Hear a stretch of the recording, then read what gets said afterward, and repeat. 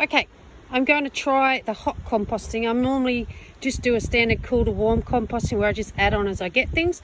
But this time I've collected up a whole heap of stuff. I've got shredded paper from the bank.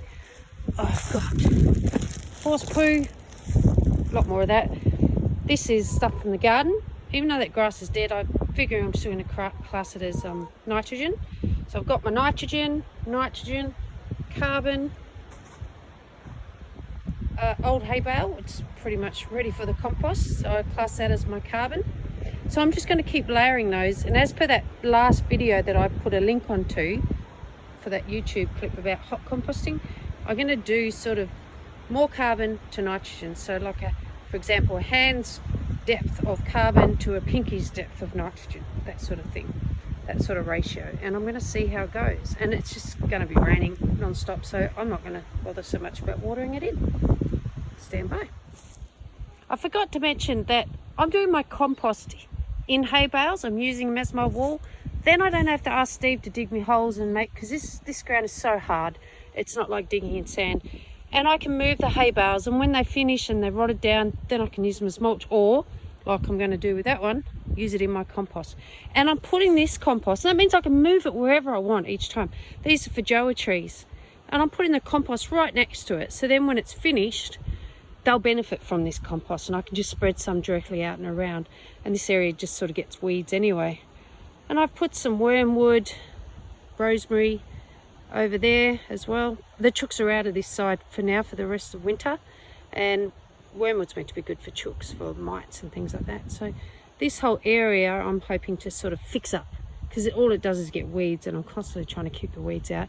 And I've put cover crop seeds all through here as well, so in about a month it should look completely different.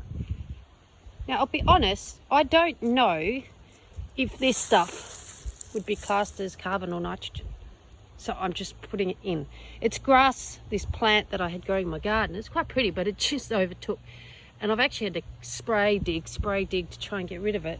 So it's mostly dead, so I think it's just a combination of carbon and I don't really know. So if anyone could advise me whether you'd use the dead plant material as carbon or as a nitrogen layer, that would be great. And I'm just about to get some more hay bales and put on the top so I can make this higher. Building up slowly. Well, it's pretty fast. I keep shoving it down with my shovel though to try and fill a few gaps. There's another layer of horse poo. I've pretty much only got straw and horse poo left now. But if you don't have access to horse poo, just collect up your, when you mow your lawn, put your catcher on and use that, and that breaks down really fast and makes a hot compost. But you do definitely need to put carbon in with that to slow it down, and also just goes to mush. But right now you could use grass clippings as well, and your veggie scraps. I also put in the tea and coffee from the house as well, so you can do a whole mix. And voila, it's done. I did water it halfway through, but we got heaps of rain coming, so I'm not going to waste my tank water that I have in here. It should wet through. So we'll see how that goes. In 2 weeks I'll measure the temperature and keep going from there. When I need to turn it, I'll just literally pull the top bales off, and that bale there, and push all the compost over to that way and put the bales around them again. That's what I did in my last one using these bales. So these bales have done 2 composts so far, and they cost me $6.50 each, including GST and delivery.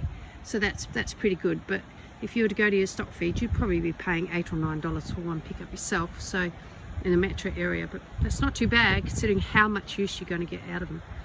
Okay, well, I recommend you get some sort of compost going. Even those black domes that you get from the hardware store, they're awesome. You want ones that are actually open to the ground though, so your microbes and your worms can get up in there. Otherwise you'll have to introduce that to the compost, because they can't get in if they're on those ones in above ground, raised above ground.